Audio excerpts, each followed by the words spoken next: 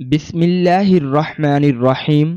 السلام علیکم ورحمۃ اللہ وبرکاتہ۔ کامیاب گھریلو زندگی کا دار و مدار میاں بیوی کے تعلقات پر قائم ہے۔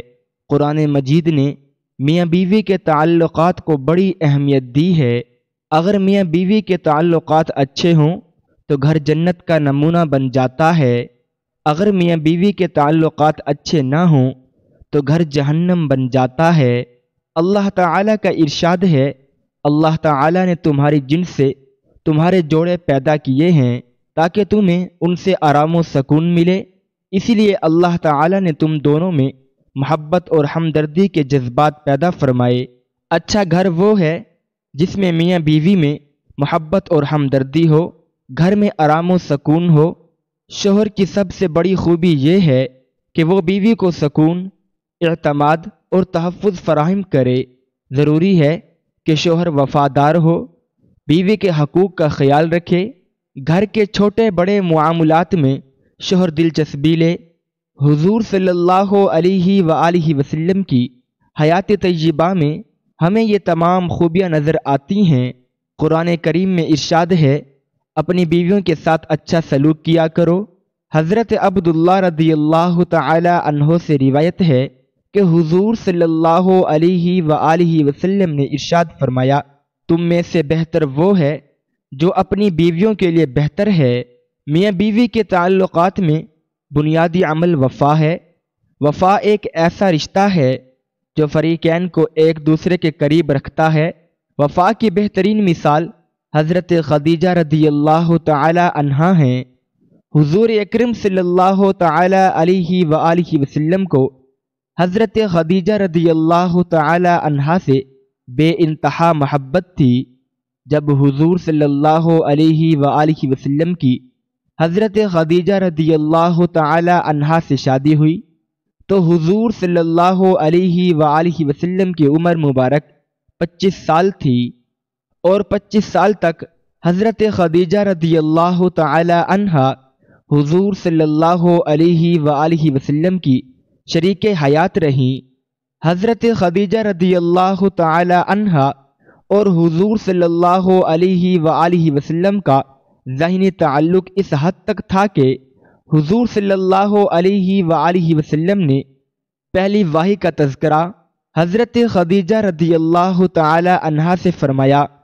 ذہنی ہم آہنگی اتنی تھی کہ حضرت خدیجہ رضی اللہ تعالی عنہا نے فوراً تصدیق کی کہ آپ اللہ تعالی کے رسول ہیں۔ میں حضور صلی اللہ علیہ وآلہ وسلم کی رسالت پر ایمان لاتی ہوں۔ حضرت خدیجہ رضی اللہ تعالی عنہا نے حضور صلی اللہ علیہ وآلہ وسلم کے لیے اپنا سارا مال و متاع وقف کر دیا جو دین اسلام کے لیے خرچ ہوا۔ حضرت خدیجہ رضی اللہ تعالی عنہا کی وفات کے بعد بھی حضور نبی کریم صلی اللہ علیہ وآلہ وسلم کا معمول رہا کہ اگر گھر میں کوئی جانور ذبح ہوتا تھا تو حضرت خدیجہ رضی اللہ تعالی عنہا کی ہم نشین عورتوں کے گھر گوشت بھجواتے تھے۔ ایک مرتبہ ایک بوڑھیا خاتون آئیں، حضور صلی اللہ علیہ وآلہ وسلم نے بڑے ادب سے خیریت پوچھی اور ان کے حالات دریافت فرمائے۔ جب وہ خاتون چلی گئیں تو حضرت عائشہ رضی اللہ تعالی عنہا نے پوچھا، یا رسول اللہ صلی اللہ علیہ وآلہ وسلم، یہ خاتون کون تھی؟ حضور صلی اللہ علیہ وآلہ وسلم نے فرمایا، یہ خاتون حضرت خدیجہ رضی اللہ تعالی عنہا کے گھر آتی تھی۔ قرآن مجید میں ارشاد ہے، اپنی بیویوں کے ساتھ اچھا سلوک کیا کرو۔ اگر ان کی کوئی بات تمہیں ناگوار بھی گزرے، ہو سکتا ہے کہ تمہیں ایک بات ناپسند ہو اور اللہ نے اس میں تمہارے لیے بڑے فائدے کی بات مخفی رکھی ہو۔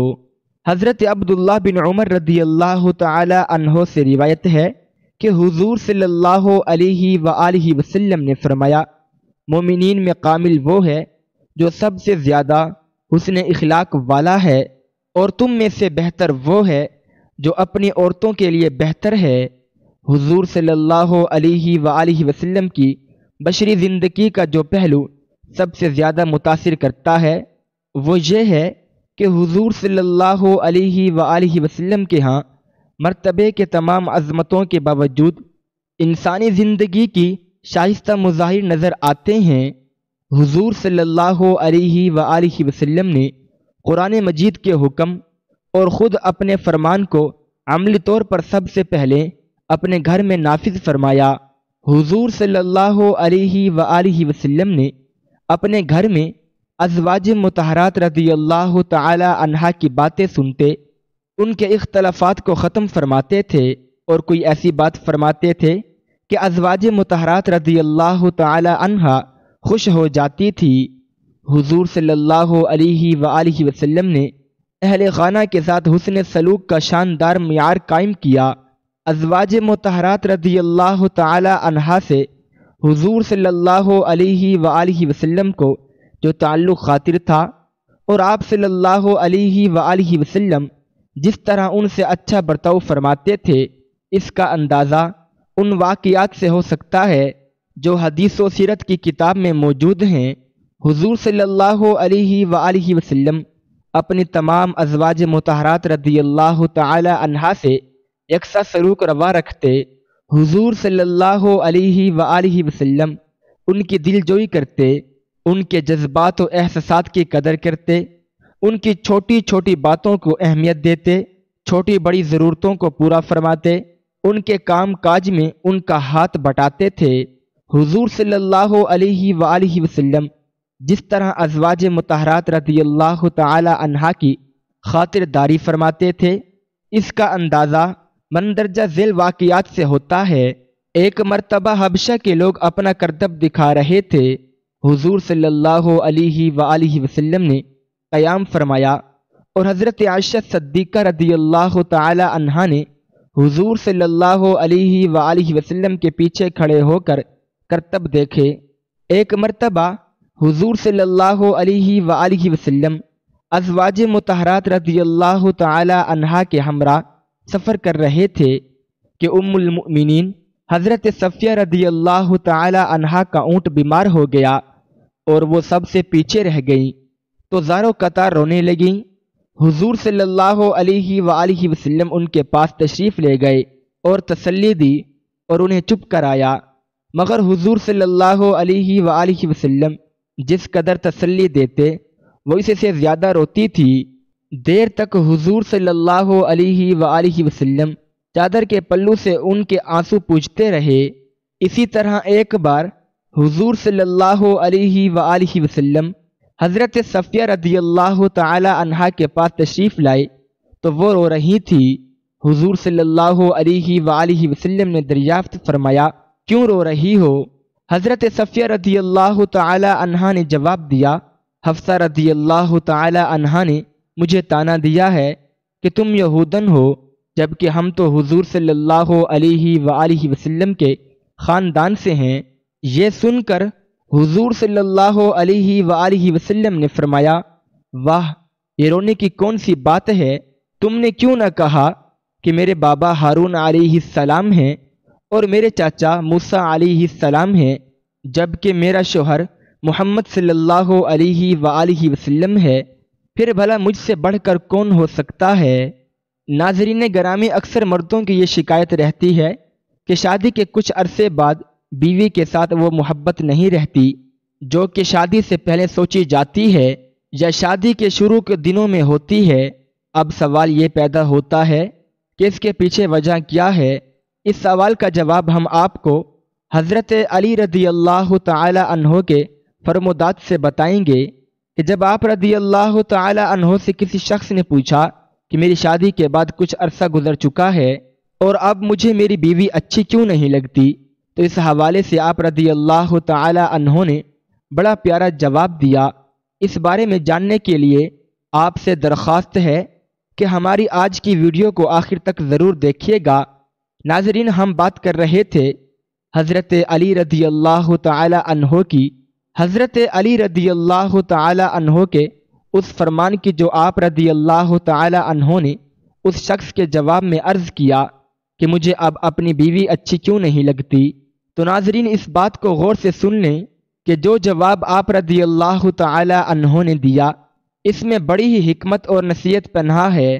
آپ رضی اللہ تعالی عنہ نے اس شخص کو جواب دیا، اکثر اس طرح ہوتا ہے کہ انسان کے پاس جو نعمت نہیں ہوتی تو وہ اس کی تمنا کرتا ہے، اور جب اس کو وہ نعمت مل جاتی ہے تو پھر وہ اس نعمت پر ناشکری کرنا شروع کر دیتا ہے۔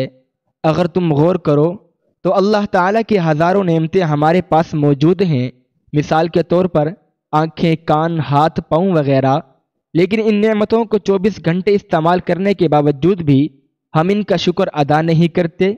یہی وجہ ہے کہ جب کسی کی شادی نہیں ہوئی ہوتی تو وہ اس کی تمنا کرتا ہے کہ اس کی شادی ہو جائے، لیکن جب اس کی شادی ہو جاتی ہے تو وہ اپنی بیوی کے ساتھ کچھ عرصہ رہ لیتا ہے، تو پھر وہ اس کے علاوہ کسی اور کی تمنا کرنے لگتا ہے، جو کہ اللہ کی ناشکری ہے۔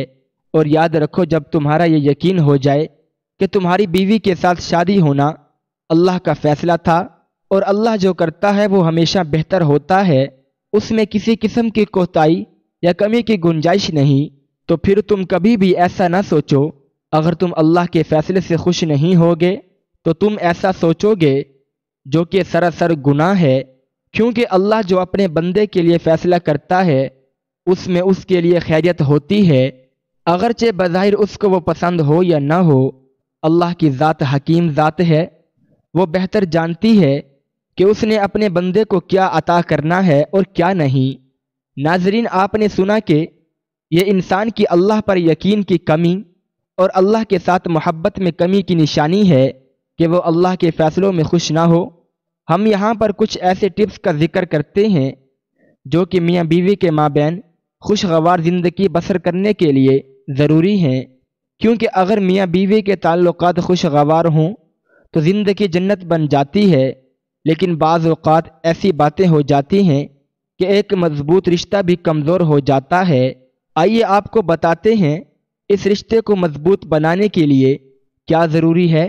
میاں بیوی کے درمیان جو سب سے اہم چیز ہے وہ ایک دوسرے کے لیے فکر کرنا ہے۔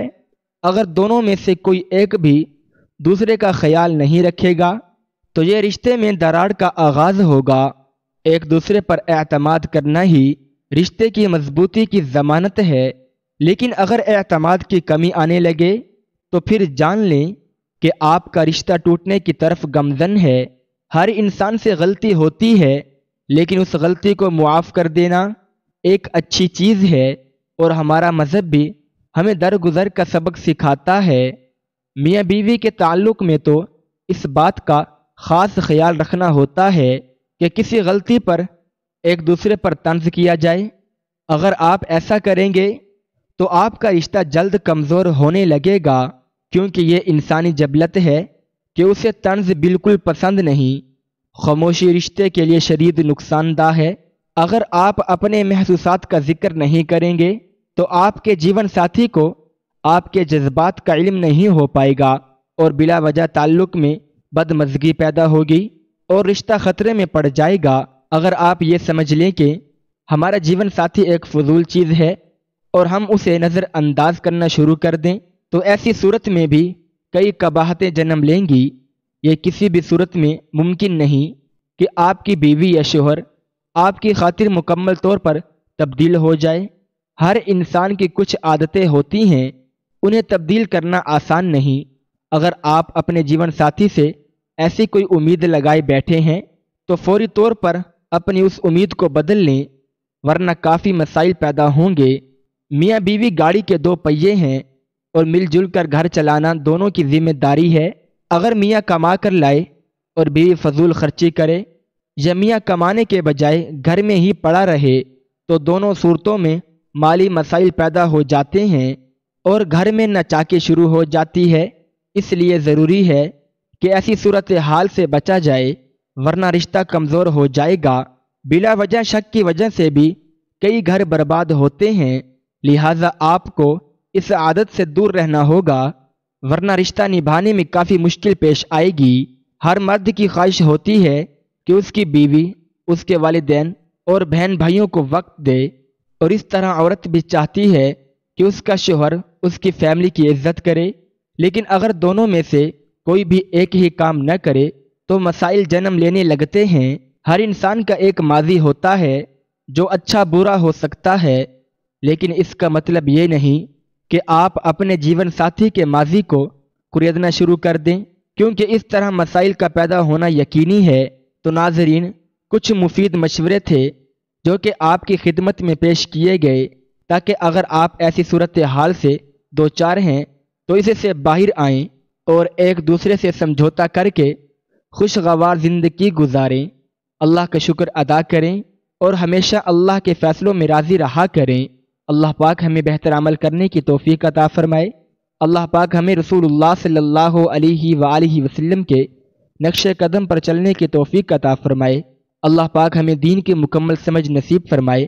اللہ پاک میری اور آپ کی بخشش فرمائے، آمین یا رب العالمین۔ ناظرین، کمنٹ باکس میں اللہ تعالیٰ کے 99 ناموں میں سے ایک نام ضرور ٹائپ کریں۔